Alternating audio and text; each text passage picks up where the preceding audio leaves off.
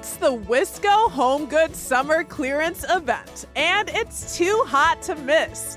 Now through July 26th, buy any 2 10-ounce soy candles and get the third free. Stock up on your favorite scents while they last, but hurry, this deal is in-store only and exclusions apply. Shop local, breathe easy, feel good with Wisco Home Goods.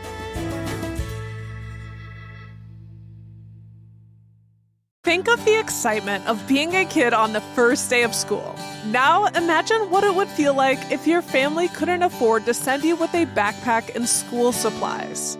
Help Goodman Community Center give every kid a great start to the school year by supporting their backpack and school supply drive. Visit goodmancenter.org/backpack drive to learn how you can buy supplies and drop them off, order online and ship to Goodman, or simply make a donation and let Goodman do the shopping. Every child matters and every gift helps.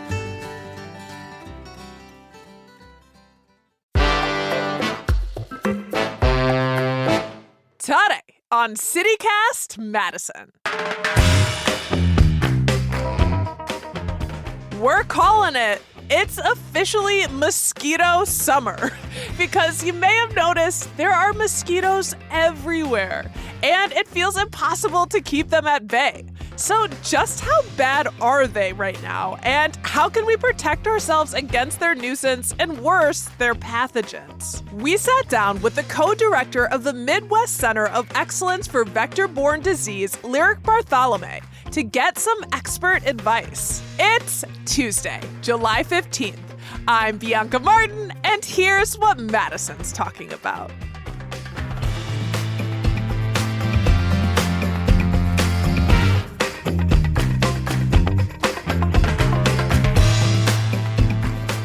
Lyric! Hi, thank you for having me, Bianca. Yeah, welcome back to CityCast Madison. You know, we have been calling your name over here on this team, and you know why. So we're so glad that you could join us. You are a mosquito expert, and I sit before you with at least 17 mosquito bites all over my body, and I'm actively trying not to scratch.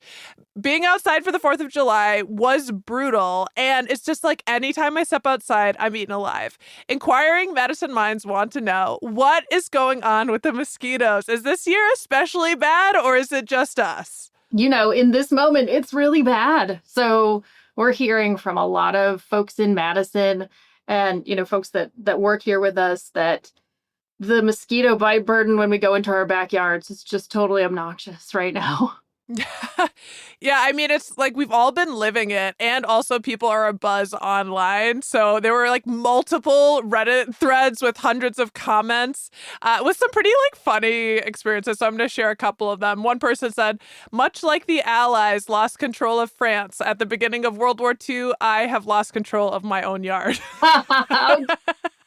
Yeah, being out in the garden, so real. Another person said, one of them bit me on the ass through my clothes. These are not normal mosquitoes. And another person saying, I had to literally keep my head down on a bike ride on the east side Saturday night to avoid breathing in mosquitoes. I've already eaten a mosquito this week. So we talked last August, and there were mosquitoes that we said, like, when is this itchy hell gonna end? But it just feels like this year it's in beast mode. Like, why is that? 100% beast mode. Totally agree. So what's going on right now is we're seeing mosquitoes that are normally around in Madison at this time of year, but there are a lot of them. And the reason is because it's been particularly wet and humid. So I'm sure all of you are also experiencing, while the mosquitoes are biting your ass through your clothes, that you're just dripping with sweat from all kinds of fresh new places because the humidity is really intense too, right? So having had many successive days of rain, the environment where these mosquitoes mamas laid their eggs last year and the year before and the year before that, it's all getting flooded. So all these eggs that are out there in the environment from the mosquitoes that fed on you years prior are getting rehydrated by the rains. And there's enough water standing around because it's so humid, right? That the mosquitoes are surviving and developing and becoming adults and coming out in massive numbers. When it's warm and wet, you have all the right conditions. So the kind of mosquitoes we have out right now are what mosquito ladies like me call nuisance mosquitoes.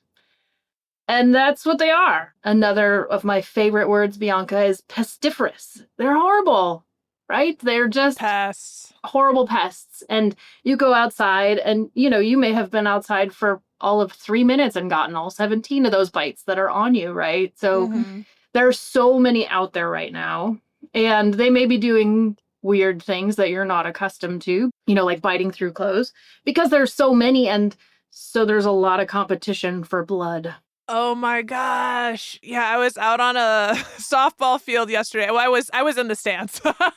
But when you mentioned sweat, is that a draw for the mosquitoes? Okay. Yeah, super important question, right? Like, what is it that we're doing to make them come closer to us? And so we know like a few of the things that draw mosquitoes in to feed on us are us, perspiring and having warm bodies and also breathing and emitting carbon dioxide. And when we're hot and sweaty, we also may notice that we're emitting other particular stinky smells, right?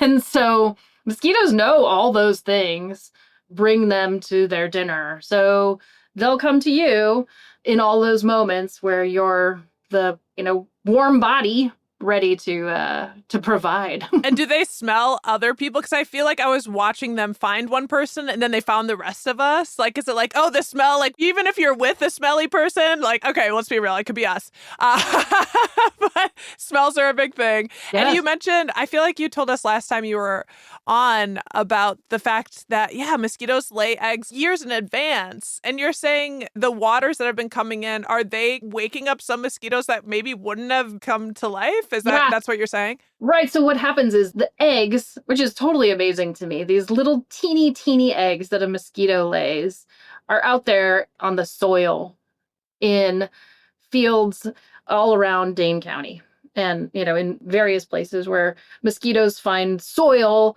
that's like exactly the right sort of qualifications that a mosquito uses to choose where to lay her eggs. And I should say there's 53 different kinds of mosquito. So right now, I'm just talking about a couple of them that kind of do the same things. So the mosquitoes that we have out now are, as I said, nuisance mosquitoes. I'll give you their names, Bianca. Yay. Bianca Martin, Lyric Bartholomew, Aedes vexans, Aedes trivitatis. There is not a mosquito named Bianca. Shut it down. Maybe there will be someday. So these mosquitoes, Aedes vexans and Aedes trivitatis, they go out and they lay their eggs on soil that's kind of above the water table. So it's like moist, nice soil where they can stash their little eggs away. And then when water comes up and floods those eggs, then they hatch and the mosquito larvae, sometimes people call them wigglers, develop in the water that's standing there. And when it's really warm, the amount of time it takes from the egg hatching to having an adult mosquito goes really fast. So it can be like, 5 or 6 days after a rain that you get a whole bunch of mosquitoes out. And Bianca, we've had so much rain, right? Like incessant. Exactly. And so every time more little eggs are getting wet in the environment and more mosquitoes are coming out. So really the numbers, as I said, are just really obnoxious right now. And being on top of the soil, is that, this is just my perception, but being by our garden, I feel like they're there. I feel like they're by the garden where the soil is up and open. Is that accurate? Yeah. And they also, like the female adult mosquitoes, really like to be hanging out on your grass or in sort of shady places. And then when you disrupt the, beautiful bushes or grasses around the periphery of your yard, they come out. So yeah. All of that's real. I'm feeling so much validation, Lyric. Thank you. Thank you. Right. And these mosquitoes that are out now, I was going to use a bad word to explain them, but these mosquitoes that are out now are feeding in the middle of the day. People might be more accustomed to getting mosquito bites when they're outside at night. And these types that we have now are going to be feeding really like any time. So that's really annoying. So you go out in the middle of the day, and even if you're standing in the sunny part of your yard, those mosquitoes are out there feeding. And one of them, Aedes trivitatis, is well known for having a particularly nasty bite. So it's like the wrong time of day. There's a ton of them. And when they feed on you, it kind of hurts. So it's the perfect storm of unbelievable annoyance. And then the other mosquito, Aedes vexans, that one might do a lot of the same things, but more likely to feed in the shade and as the day grows longer. So then you've got two kinds of mosquitoes in obnoxious numbers, really doing all the things to bother you when you're outdoors.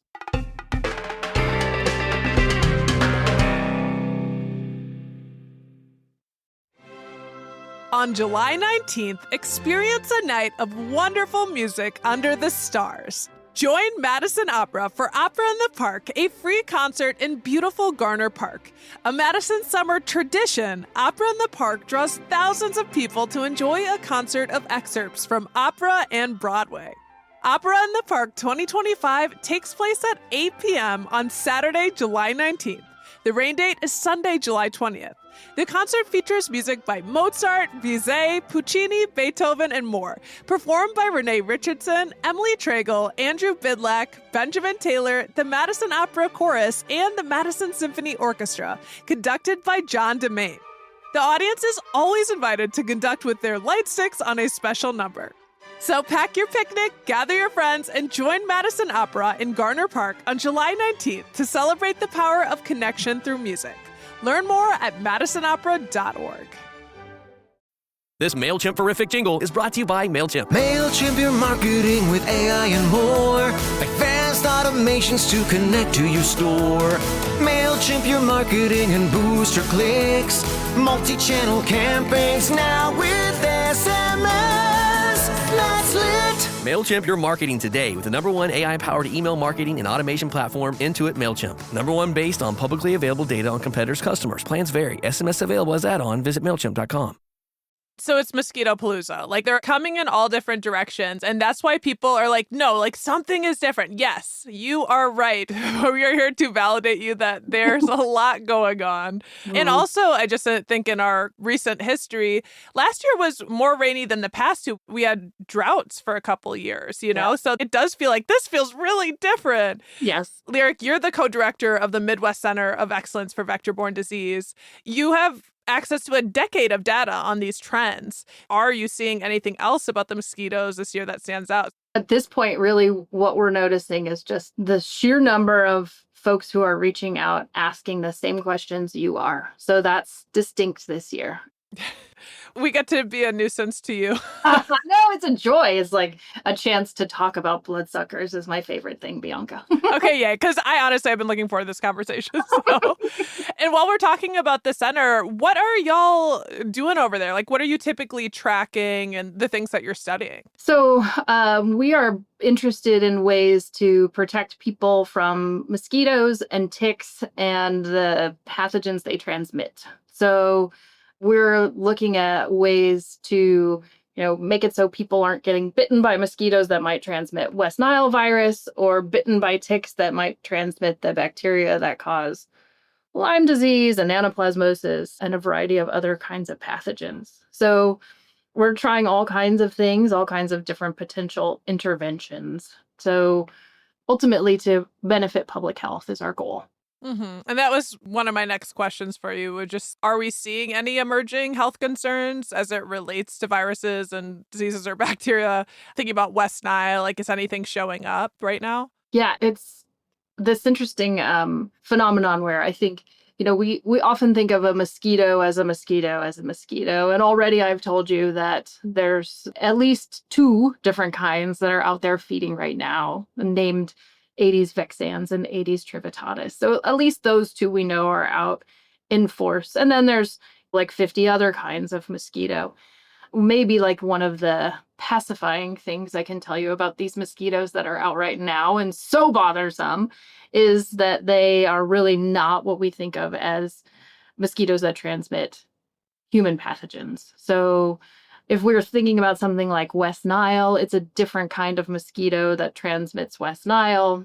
And the mosquitoes that transmit West Nile both really like to feed on birds and then on people. And the mosquitoes that are out right now really like to feed on you and maybe your pets and maybe deer. So they're not going to feed on birds and they're not going to be infected with West Nile as a result. So you're not concerned right now. So the risk is lower. But Okay. I think there's a lot to be said about just the annoyance factor. That's a public health problem too. You know, we want people to be outside enjoying beautiful Madison in the summer and like getting to go to the fireworks without having to run home with a swarm of mosquitoes behind you. Right. Yeah, I mean, that is a very good point, frankly, because it does feel a little bit harder to be outside unless you give up control and just letting it just like, okay, sure, I'm being bit.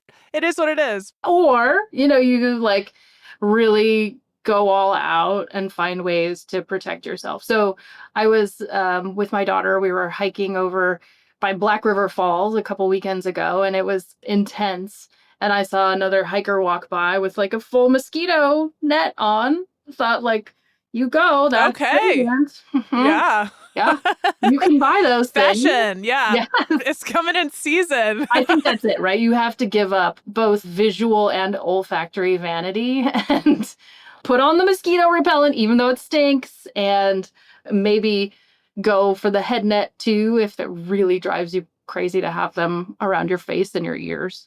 And talking about mosquito repellent, I was bathing in DEET yesterday. That is not like me because in the past I'd heard different things thinking that DEET is toxic to my brain. I know I've mentioned that before. Yesterday, bathed in it. I was so proud. Yes. Covered in DEET, and everyone around me was getting eaten to the ends of the earth. Okay, so it worked. Brilliant. It worked. It really did work. But then I was like, please, to my friend, please use some because I'm watching you be swarmed. And they said, DEET is bad for you. And I'm like, I'm going to ask Lyric. So can we get some context around that in terms of insect repellent and what's safe and good? Yeah. So DEET, I think, has a bad rap because there are a few reports from a long time ago that suggest that there might have been some like toxic effects. But really, that seems to have been associated with people putting on heaps and heaps of incredibly concentrated DEET. So the concentration. Right. So concentration matters and the number of applications. If you're going to put this stuff on, you want to like read the can and see what it says. And there's also a really awesome tool from the EPA that actually gives you like a drop-down menu of all of the different repellents on the market that you can buy with their name, you know, like the name brand. And it will tell you like the concentration of DEET or other repellents that might be in it and how long it lasts and how frequently you have to reapply it. So if it's EPA registered, it's really undergone a lot of testing for safety and effectiveness. And, you know, I think as a mosquito biologist, I really believe that there are a lot of data that show that DEET works really, really well. It is really safe. And my suggestion would be if you hate it because you don't like the way it smells or you're worried about the potential impacts, you know, read up on what the EPA suggests you do for reapplication and concentration. And then also when you get home, just shower, right? Like just get it off of your skin. Don't go to bed with that on your skin. You don't need it once you've gotten home and you're behind your screened in windows. So just get it off of yourself and feel better because you haven't sustained so many mosquito bites. Right. As you said, everyone should go look it up themselves and see what they feel comfortable with. But was there a concentration that is just kind of average or ones that were kind of high concentration that you should be concerned about? I don't think that there's actually any formulated repellents out there that you would buy that you would have access to that have those concentrations. So probably not a big concern. And again, just like get it off of your skin when you're done and you don't need it anymore. Okay. It's protecting you from something that can carry pathogens and make you sick. And at the very least, annoy the heck out of you for the rest of your week. So. Yeah. And let me just say, like, there are other important things to take note of if you're a parent and you have little kids. You want to be even more conscientious about that.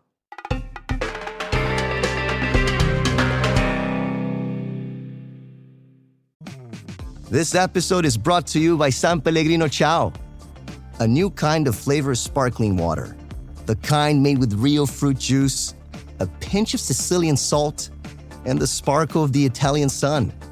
With no added sugar and just 10 or less calories per can, enjoy.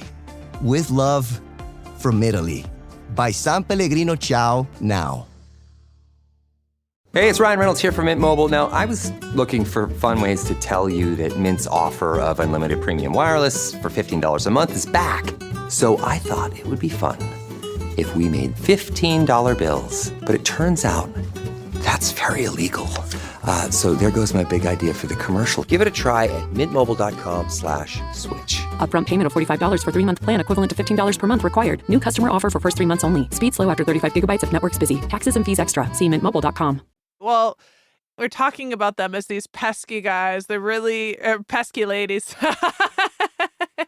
who bother us a lot. But, you wrote a book about mosquitoes called Mosquitos Suck that also shines a light on the bugs, maybe a different light than people have seen and their role in the ecosystem. Can you share any positives about the mosquitoes so we can have a little bit more empathy for those itchy nuisances? Absolutely. So one of the things that I got to do a few years back was work with kids in Des Moines, Iowa, actually. And we did a summer camp with them and learned and taught alongside them. So they taught us just as much as we taught them.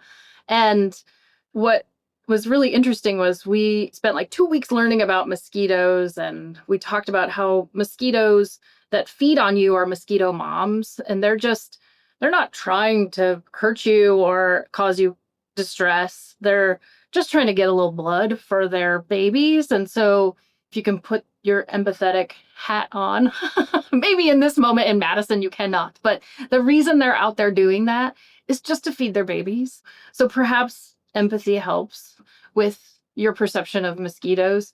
They're out there in the water and then in the air, and they do feed all kinds of other animals. So if that helps to think about them as part of the food chain, they feed fishes and ducks, and once they're adults, they feed dragonflies and bats and all kinds of other things. And there was a study that showed if in a particular park, when they really, really controlled all the mosquito larvae really well, that bird eggs didn't do as well. So that suggests not that there was an immediately toxic effect, but that just having the food source of eating mosquitoes was really important for the bird mamas and their eggs' health. We know people in Madison like birds and care about birds. Yes.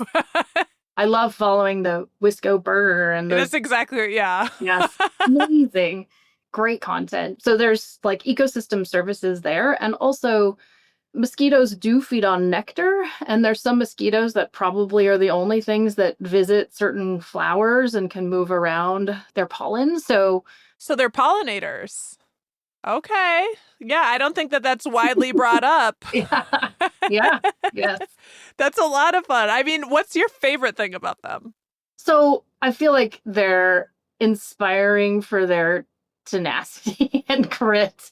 And, the thing that you all don't get to see that I have the privilege of seeing in my lab all the time is that if you get a chance to put one on a stage of a microscope and look at it visually, they're incredibly beautiful. Really? I'll send you some pictures, Bianca. Yes. I'm going to sway you with Please. pictures of mosquitoes. Okay, and we're going to have to share some out.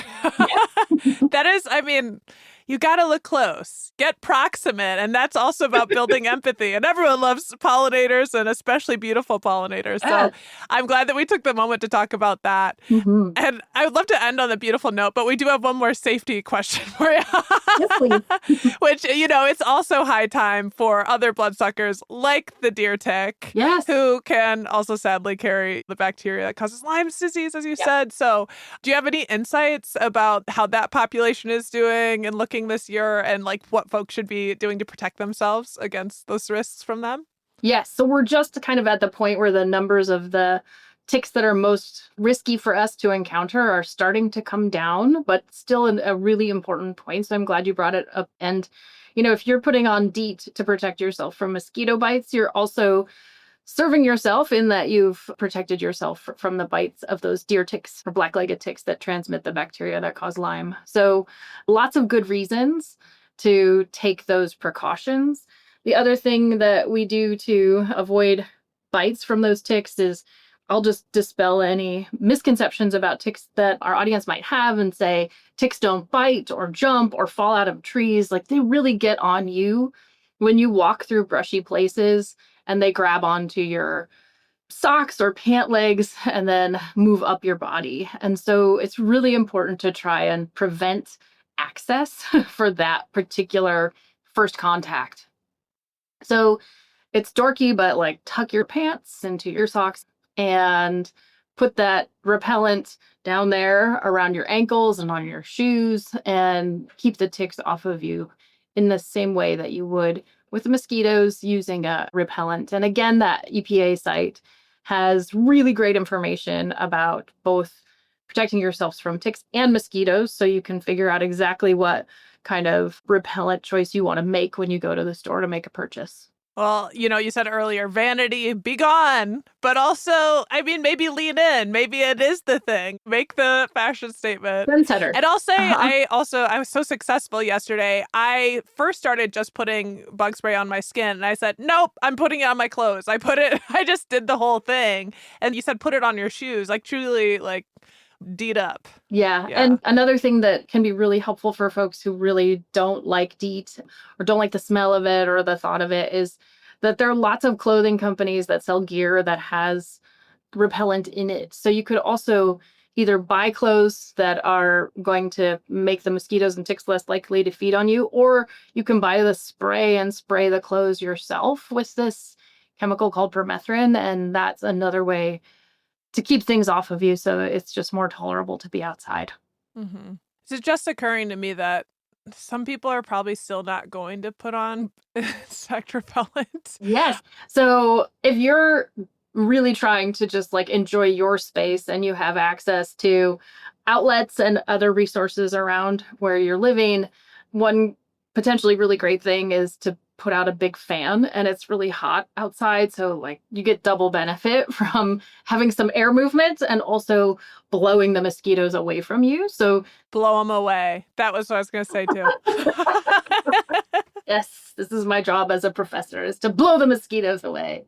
And the other thing is there are companies that sell these little emanators that you can buy. So it's like a little plastic cylinder and you put a little wick in it, and the wick has repellent in it. And so you turn this thing on, crank it on, and it sort of emits repellent all around you. So you don't have to put it on yourself, but it will create like a little cloud of protection around you. So that's another really good option for some folks who don't want to put stuff directly on their skin.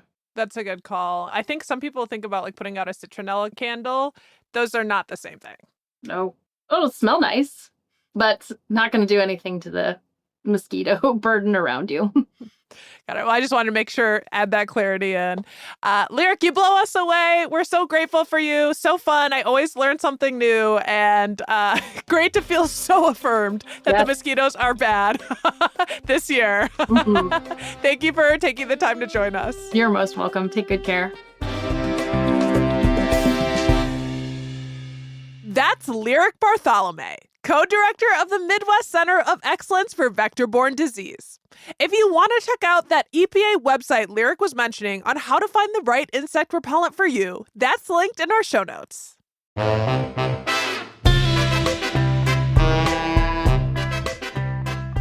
That's all for today, here on CityCast Madison. I'm Bianca Martin, your host. If you enjoyed this show, why not share this episode with someone who loves to spend time in the great outdoors? All right, we'll be back tomorrow morning with more stories from around the city. Until next time, take good care and stay protected outside, y'all.